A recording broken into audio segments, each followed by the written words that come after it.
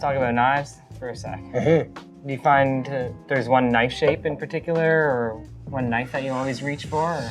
I mean, you want the really honest answer, it's not going to be a good one.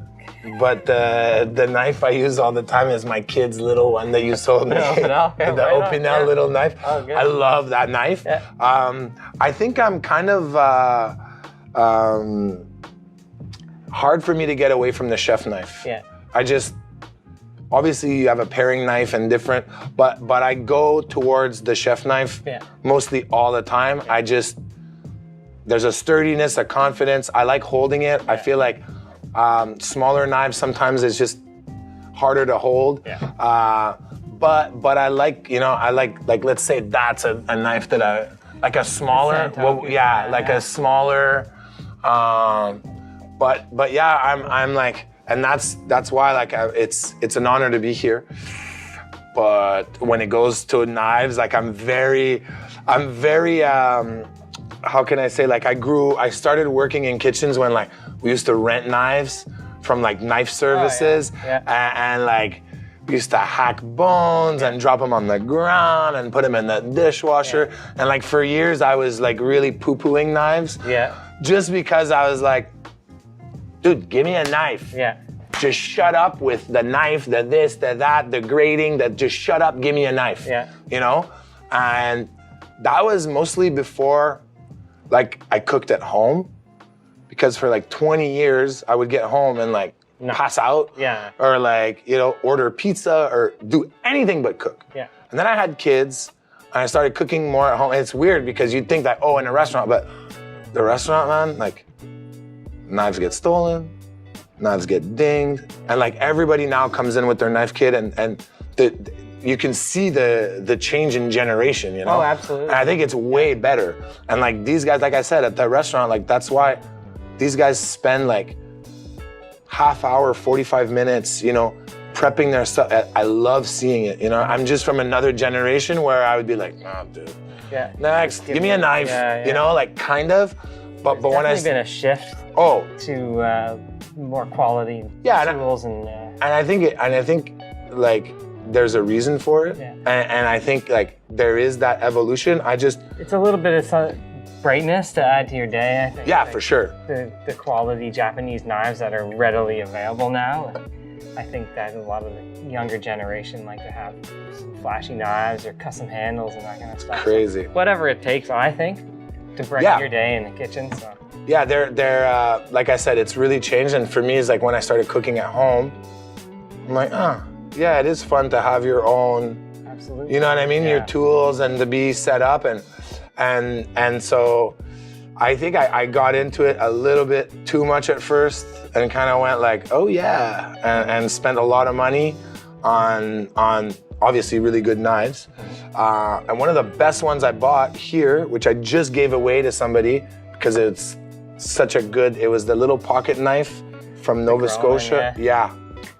I just recently gave it to somebody that a 17-year-old kid from Parc de la Vérandrie. It's like a national park near where I am for the show, and we were hunting and fishing, and the 17-year-old kid, man, was a legend. I'm like, he's like an 80-year-old stuck in a 17-year-old body. Like he knew like everything from every bird call, from we're like going for wild turkey. He's like, you know what, wild turkey, oh, wait a minute. No, there's something here. Boom, okay. We got like, he's just like, but just so amazing. Like and I had that knife because I always had it on me, and I'm like, I need to give this guy this knife. There was I had a vision, or something like, you need to give him the knife. He's gonna use it way more than you. And like for the right reasons, not like cheese sticks and carrots. You know what I mean? Like, I'm just like, I used it a lot, but like, there was just something. And when I left, I gave him the knife and he was like, no, man, you really? I'm like, yeah. Honestly, like, you're gonna put it to work more than I am. But I love that. Like, that was such a nice. Classic Skinner shape. Yeah, it's so absolutely nice. So that one I was using quite a bit before I gave it away. But sometimes it's fun to see somebody get a gift and like really, truly enjoy, and that they're gonna use it. Yeah. You know what I mean? Like Yeah, for I know it's like some people you give them stuff and they're like, he was like, I know he's using it probably right now to skin something. You know what I mean? So That's good. yeah. I know PEI loves to have you here for fall flavors, but do you have some kind of personal connection to PEI? I don't really. I mean, I think it's my 12th year coming back. Oh, wow. So I'm starting to make a lot of good friends here. Yeah. So I think that's at first, the first guy I ever met was Pendergast, Robert Pendergast. I think we were about Local to get legend. into, local legend. Yeah. I mean, I try and put a finger on it. Baker, singer, shucker. I mean, I don't know how to describe him, but basically PEI. Robert he embodies PEI. Yeah, absolutely. And so I met him. This is back in the old days, like probably 20 years ago. And I met him. He was working in Montreal. Yeah, and I met him in Montreal. And back then I used to, I don't drink, it's 15 years now. So, but back then I was like, partaking a little bit too much maybe. And I remember meeting him one night outside of a bar, and I'm like, I think we were almost gonna fight, or we became best friends. I forget what it was, but the next day he was shucking oysters in my restaurant. Right on. And he's like, yeah. And so that's kind of how we met randomly, like one night, and we had a lot of friends in common.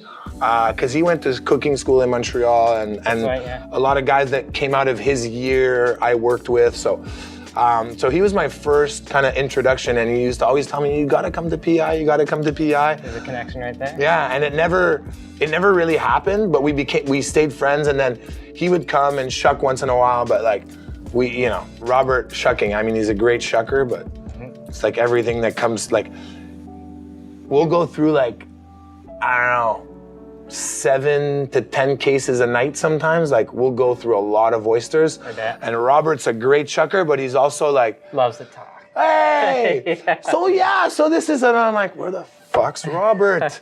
Then, I'm not even joking, I'm like, we have like 3 orders on the board, where the hell, and it's a small restaurant, like you can't really lose him anywhere. He's in the back playing the fiddle at a table. Yeah. I'm like, dude.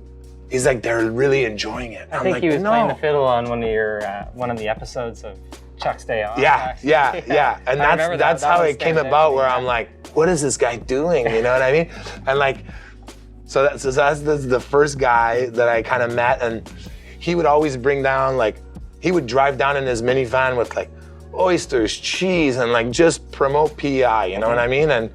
And so he would come to the restaurant, shuck some oysters, I'd go to an event or whatever, we just hung out, and then that's it. One day, like I guess 12 years ago, Fall Flavors were like, oh yeah, would you like to come down? And cool. And so that's kind of, and then obviously PI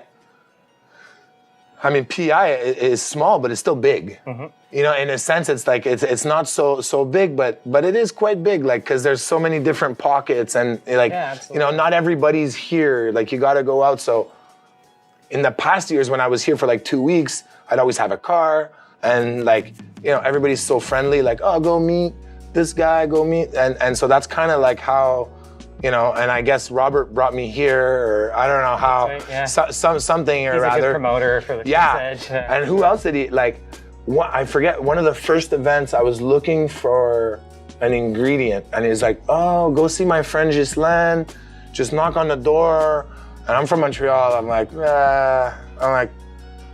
then like I get a call from a random number, it's like, yeah, it's Ghislaine, Robert said you were gonna pass by my house, so I'm not there, but the door's open, just walk in and it's in the fridge, and I'm like, where am I? Yeah. You know what I mean? Like, yeah.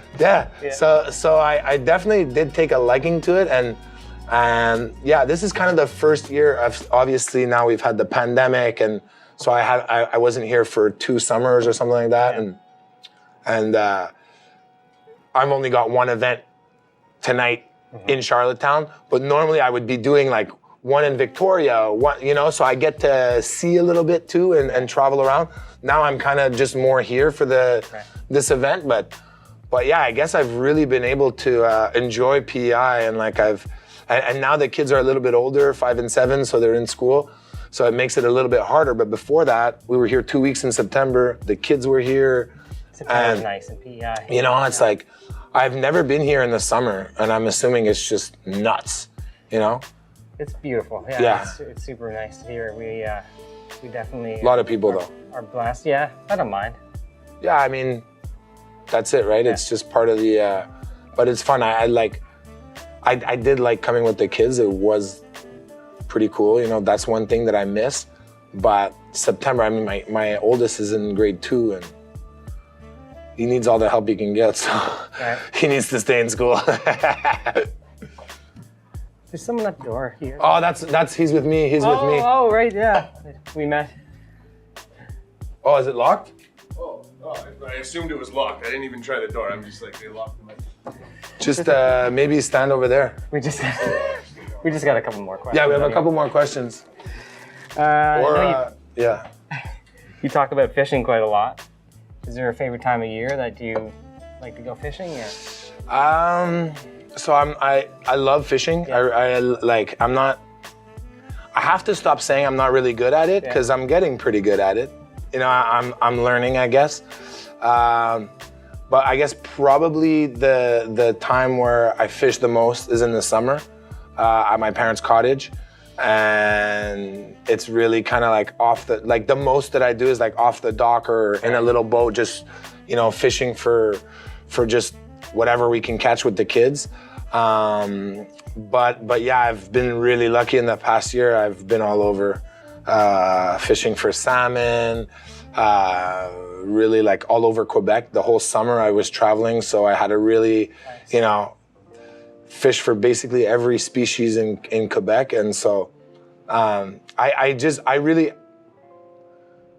not, once again, a bit like knives. Like, I'm not a big gear guy or like we need this or that. I'm more like just having fun and just enjoying, you know, and I do, like, I don't go to catch a fish, I go to eat it. Like, that's my goal. Like, I'm not into like, obviously I like respecting quotas and sizes and all that, but I mean, I don't go out to like sport fish and like, hey, I caught a fish. I love, that's like the thing I love the most with my kids is catching bass, like filleting it, cooking it up, making like a fish burger, and they're sitting there like, you know what, there's something about it that I feel like I'm doing a real dad job. Right, yeah. Like, at the end of that day, I'm like, man, this is a full dad move. Yeah. Like, we caught our meal, we killed it ourselves, we skinned it. You know, obviously it's just a 2-pound bass,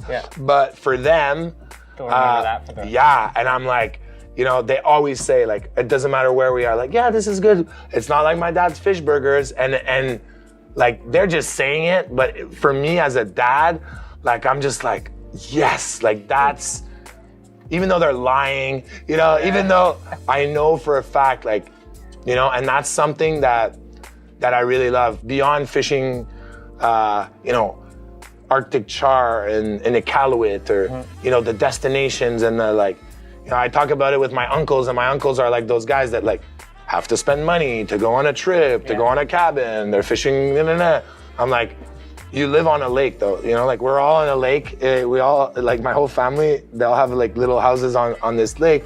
They've never fished there once, but they travel to go fish out, you know, and I'm always like the one that's like, guys, you can fish right here. Yeah. And so I think that's the thing that really for me fishing is, you know, catching that fish, eating it, you know, fire pit style, you know, shore lunch, all that with my kids. And when you can throw in stuff from the garden too, it's just like, I feel like there's some things there that like, I'm teaching lessons without really teaching any lessons. And yeah, so I really, I might go fishing Sunday here if I can. Nice. If I can swing it before I go back home.